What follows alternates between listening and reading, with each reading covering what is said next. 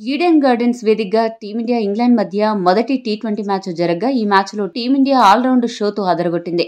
అయితే ఈ మ్యాచ్లో సూర్యకుమార్ యాదవ్ బ్యాటింగ్లో డకౌట్ అయ్యి నిరాశపరిచినప్పటికీ కెప్టెన్గా అదరగొట్టాడు.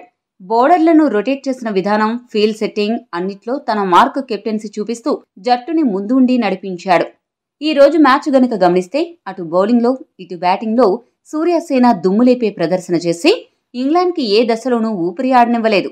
ఫలితంగా టీమిండియా జట్టు మొదటి టీ20లో 7 వికెట్ల తేడాతో ఇంగ్లాండ్పై ఘన విజయం సాధించింది. ఇదిలా ఉంటే మొదటి టీ20 మ్యాచ్లో తుది జట్టులో షమీ లేకపోవడం అందరినీ ఆశ్చర్యపరిచింది. షమీ స్థానంలో ఒక స్పిన్నర్ని అదనంగా ప్లేయింగ్ 11లో తీసుకోవడం జరిగింది. మొత్తంగా 3 స్పిన్నర్లతో మొదటి టీ20 మ్యాచ్కి సూర్యసేన బరిలోకి దిగి ఒక్కసారిగా షాక్ ఇచ్చింది. అయితే మ్యాచ్ అనంతరం సూర్య మాట్లాడుతూ మొదటి టీ20 మ్యాచ్ గెలుపుపై అలానే షమీ తుది జట్టులో లేకపోవడంపై కీలక వ్యాఖ్యలు చేశాడు. సూర్య మాట్లాడుతూ ఏమన్నాడంటే, ఈ సిరీస్ ప్రారంభానికి ముందే తెలుసు మా కుర్రాళ్ళు అద్భుతాలు చేయడానికి సిద్ధంగా ఉన్నారని. ఒకవేళ ఈరోజు స్కోర్ 200 అయినా కూడా సులభంగా మా కుర్రాళ్ళు ఛేదించేసేవారు. అభిషేక్ మళ్లీ తన మునుపటి ఫామ్ని అందుకుని సిక్సర్లతో రెచ్చిపోతూ బ్యాటింగ్ చేయడం నిజంగా శుభ పరిణామం. అతడొక మ్యాచ్ విన్నర్. అభిషేక్ ఒకసారి తన లైను అందుకుంటే అతన్ని ఆపడం అంత సులభం కాదు. తన బ్యాటింగ్తో ప్రత్యర్థులను ఒత్తిడిలోకి నెట్టేస్తాడు. ఇక జట్టులో ప్రతి ఒక్కరూ వారికి వచ్చిన అవకాశాలను చక్కగా ఉపయోగించుకుంటున్నారు అని సూర్య చెప్పుకొచ్చాడు.